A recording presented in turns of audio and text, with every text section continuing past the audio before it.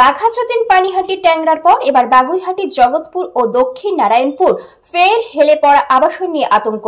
তাও আবার একটি নয়, পরপর দুটি বাড়ি বিপজ্জনকভাবে হেলে পড়বে বিধাননগর পৌর নিগমের 23 নম্বর ওয়ার্ড এলাকায়।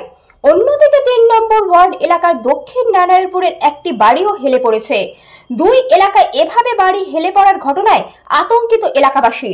ঘটনায় শোরগোল পড়তেই আসরে নেমেছে দুই কাউন্সিলর। তাদের দাবি এইসব আবাসন অনেক আগেই নিয়ম বহির্ভূতভাবে তৈরি হয়েছে। এই নিয়ে লিখিত অভিযোগ জানানো হয়েছে।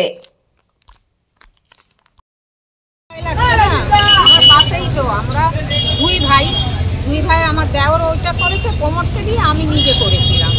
তো এবার এইরকম অবস্থা হবে কি করে মানুষ জানবে কোমরটা কি করছে না করছে, আমরা তো জানি না। এই হিসাবে আমাদেরও তো ভয় লাগছে। কতদিনকার ফ্ল্যাট এটা?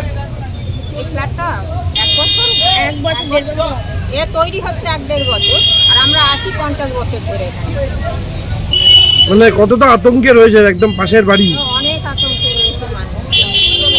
একে তো টাকা পয়সা দিয়ে কেনা, তার মধ্যে এইরকম অবস্থা। যারা গরিব মানুষ যা হোক করে কিনেছে তাদেরও তো অসুবিধা না, কোথায় যাবে তারা?